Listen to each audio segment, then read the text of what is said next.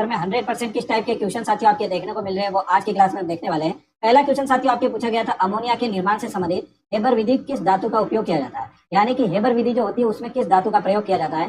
Platinum, iron, निकल, तांबा, कुछ इस टाइप के ऑप्शन थे। प्लेटिनम ऑप्शन में था, आयरन ऑप्शन में था, निकल और तांबा मैंने मेरे हिसाब से लगाए। ऑप्शन हो सकता है साथियों यानी कि मैं गलत लगा रहा हूँ, बट आंसर एकदम सही है। अमोनिया साथियों निर्माण जो किया जाता है उसमें साथियों आयरन का प्रयोग किया जाता है। विकल्प नंबर बी एकदम सही आंसर हो जाएगा। या तो आपके ऑप्शन में मोलिब्डेनम भी दे रखा होगा, हालांकि आयरन था ऑप्शन में, तो विकल्प नंबर बी को लॉक करेंगे, एकदम सही है। बहुत सारे विद्यार्थी क्या है कि बोलते हैं कि ऑप्शन तो करेक्ट नहीं बता रहे हो सर, ऑप्शन तो करेक्ट नहीं बता रहे हो। तो साथियों पेपर बाहर नहीं आता है, ये तो बच्चे बताते हैं कि क्वेश्चन इस टाइप का आया था, उस हिसाब से मैं ऑप्शन सेट कर लेता हूँ और बताते हैं कि हाँ ऑप्शन में ये दे रखा था। तो HCl का संयुग्मी क्षार कौन सा, इस टाइप का साइंस का क्वेश्चन आया था।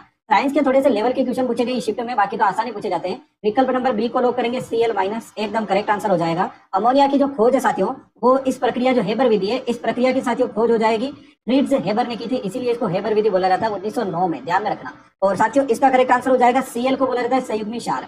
जो साथियों आपके HCl बनता है वो H प्लस और Cl माइनस से बनता है। तो क्षार जो होता है वो Cl माइनस होता है और अम्ल का जो रूप होता है वो H प्लस हम डायरेक्टली दे सकते हैं, ठीक है। तो नेक्स्ट क्वेश्चन की तरफ चलेंगे साथियों।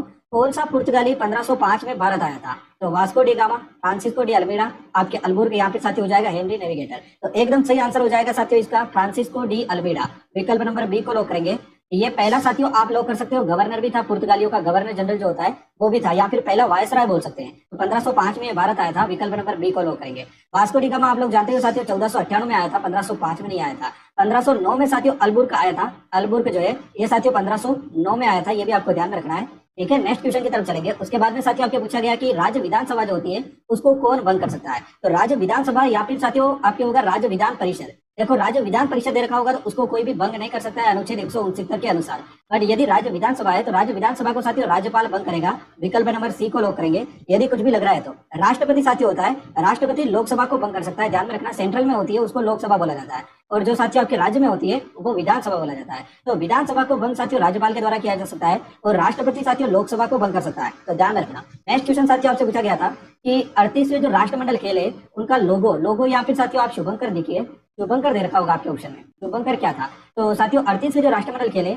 ये आपके उत्तराखंड में हुए थे और उत्तराखंड में साथियों एक पक्षी है मोनाल पक्षी, उसके नाम पर साथियों मौली नामक एक शुभंकर रखा गया, मौली शुभंकर था। विकल्प नंबर बी को लॉक करेंगे, बी अपना एकदम सटीक आंसर हो जाएगा। नेक्स्ट क्वेश्चन साथियों आपके ये पूछा गया था, नागभट्ट ने आपके गुर्जर प्रतिहार वंश की स्थापना की थी तो किस शताब्दी में की थी, इस टाइप का कोई ना कोई क्वेश्चन था। तो एकदम सही आंसर हो जाएगा साथियों आपके 8वीं शताब्दी। विकल्प नंबर सी को लॉक करेंगे, आपके ऑप्शन में दे रखा था।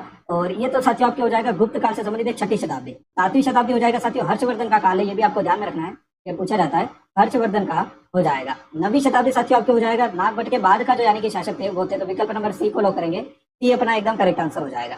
उसके बाद में साथियों इनकी राजधानी यदि आपको बताए तो अजय मेरू हो जाएगी, ठीक है। अजय मेरू राजस्थान में आमेर फोर्ट के आसपास का क्षेत्र अजय मेरू कहलाता है। तो नागभट्ट प्रथम जो गुर्जर प्रतिहार वंश है उनकी राजधानी साथियों हो जाएगी। प्रसिद्ध राजा कौन हो जाएगा, मिहिर भोज हो जाएगा, मिहिर भोज, ठीक है।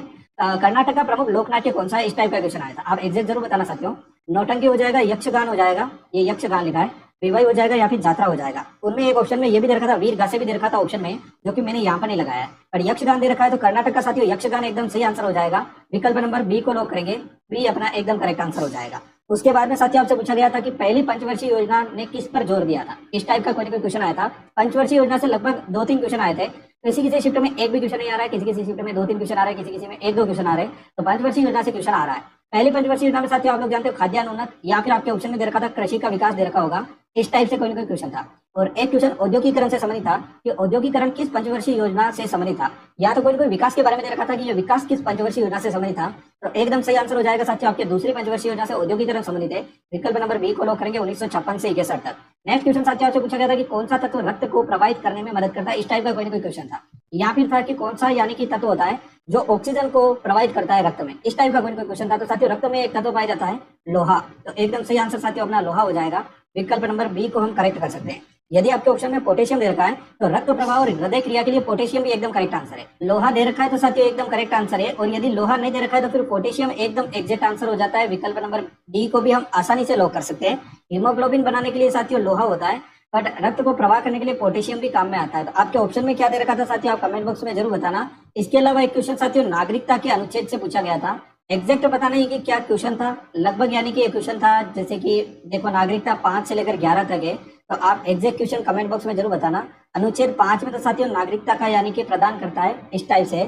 उसके बाद में अनुच्छेद 6 में दे रखा है पाकिस्तान से भारत आने वाले व्यक्ति है वो नागरिकता की बात करता है, ठीक है। उसके बाद में पाकिस्तान से चले गए कुछ प्रवासियों से संबंधित है अनुच्छेद 7। उसके बाद में अनुच्छेद 8 आता है, ये साथियों आपके हो जाएगा भारत के बाहर रहने वाले भारतीय मूल के लोगों से संबंधित है। और अनुच्छेद आपके 9 हो जाएगा साथियों विदेशी नागरिकता प्राप्त करने के लिए नागरिकता का अभाव बताता है। और एक हो जाएगा साथियों आपके अनुच्छेद 10 हो जाएगा जो कि अधिकारों की निरंतरता को सुनिश्चित करता है। और अनुच्छेद 11 हो जाएगा संसद को नागरिकता के मामले में कानून बनाने का अधिकार देता है।